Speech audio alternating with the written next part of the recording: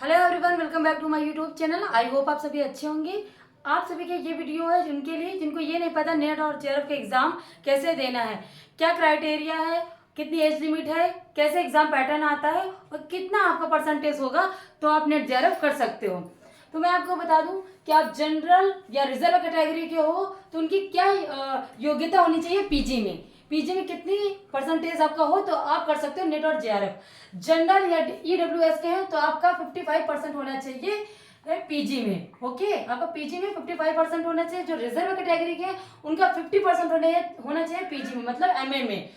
Reserve category का मतलब होता है एससी, एसटी, ओबीसी या थर्ड कैटेगरी है उसकी, तो आपको 5% का आपको छूट मिलता है, आरक्षण मिलता है आपको योग्यता में।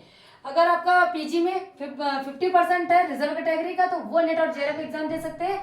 अगर आपका 55% है आपका पीजी में तो आप जो जनरल वाले और ईडब्ल्यूएस वाले हैं वो आपका नेट और जेआरएफ एग्जाम दे सकते हैं। अगर 44% और 9 करके है तभी आप एग्जाम नहीं दे सकते हो। 55% ही आपको आपके एग्जाम में होना चाहिए मार्क्स।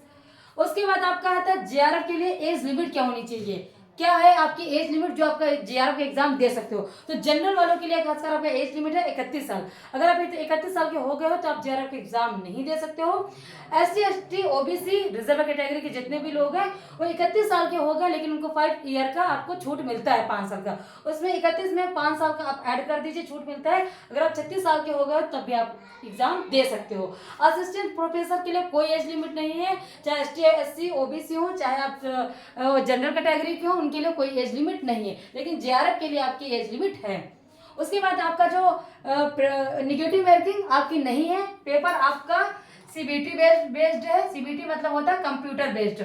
नो निगेटिव मार्किंग, आपकी निगेटिव मार्किंग अभी नहीं है। और आपका एग्जाम पैटर्न कैसे आता है मैं आपको बता दूं। एग्जाम पैटर्न सीबीटी बेस्ड, मैंने बताया कंप्यूटर बेस्ड, आपका ऑनलाइन एग्जाम होता है। आपका ऑनलाइन एग्जाम आपका होता है। ओके, उसके बाद आपको आता है पेपर फर्स्ट, पेपर सेकंड। आपके दो पेपर होते हैं, paper first and paper second.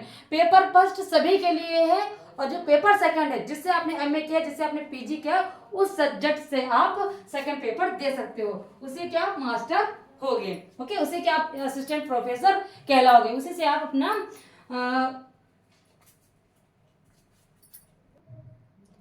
Paper first और पेपर सेकंड। तो पेपर फर्स्ट आपका होता है 100 मार्क्स का और पेपर सेकंड आपका होता है 200 मार्क्स का, मतलब 100 नंबर का आपका होता है पेपर फर्स्ट, 200 नंबर का आपका होता है पेपर सेकंड। 50 क्वेश्चन आपके आते हैं पेपर फर्स्ट में और पेपर सेकंड में आपके आते हैं क्वेश्चन 100 क्वेश्चन। और हर एक क्वेश्चन होता है आपका 2 नंबर का। हर एक क्वेश्चन होता है आपका 2 नंबर का, निगेटिव मार्किंग बिल्कुल भी नहीं है। और जो ये पेपर है फर्स्ट पेपर, ये सभी के लिए है। मैंने आपको पहले ही बता दिया कि फर्स्ट पेपर सभी को देना है। आपका 3 घंटे का टाइम है और सब्जेक्ट पेपर आपको जिस सब्जेक्ट जिससे आपने पीजी किया है, जिससे आपने पोस्ट ग्रेजुएशन किया है, उस सब्जेक्ट से आपका सेकंड पेपर आएगा। और आपका टाइम 3 घंटे दोनों कंबाइंड में आएगा। पहले ये होता था कि फर्स्ट पेपर आपका पहले होगा, आधे घंटे टाइम मिला, उसके बाद आपका सेकंड पेपर होता था। लेकिन अब ऐसा कुछ भी नहीं है। आपका जो पूरा 150 नंबर का पेपर आता है, 3 घंटे का आपको टाइम होता है, 300 मार्क्स आपका टोटली होता है। ओके, तो उसमें आपको कितना मार्क्स लाना है और कितने पे आपका जेआरएफ और नेट क्लियर होगा, क्योंकि आपकी कैटेगरी वाइज है। जैसे इसमें आपको कैटेगरी डिवाइड है कि इतने कैटेगरी पे आपको आपका इतना परसेंटेज होना चाहिए तो आपका नेट होगा, और कितना रिजर्व कैटेगरी के लोग का होना चाहिए परसेंटेज, तो वैसे ही आपका होता है नेट और जेआरएफ। इसके लिए मैं आपको अलग से मैं वीडियो बना दूंगी। आप लोग कमेंट करिएगा आपको ये कैसी जानकारी लगी, और कमेंट करिएगा तो मैं आपको बता दूं कि कितना नेट और जेआरएफ के लिए कितना मार्क्स आपको गेन करना होगा, कितना किस सब्जेक्ट में आपको कैसे क्या पढ़ना है। आपका कोई भी क्वेश्चन हो तो आप मुझे कमेंट कर सकते हैं, मेरे वीडियो पर कमेंट करके बता दीजिएगा आपको क्या रिक्वायरमेंट है। मैं वैसे ही आपको मैं वीडियो अपलोड कर दूंगी। आप मेरे चैनल पे न्यू हैं तो सब्सक्राइब कर लाइक का बटन जरूर दबाइएगा। कोई भी क्वेश्चन हो तो प्लीज़ आप कमेंट करके जरूर पूछ लीजिएगा। Thank you for watching my video.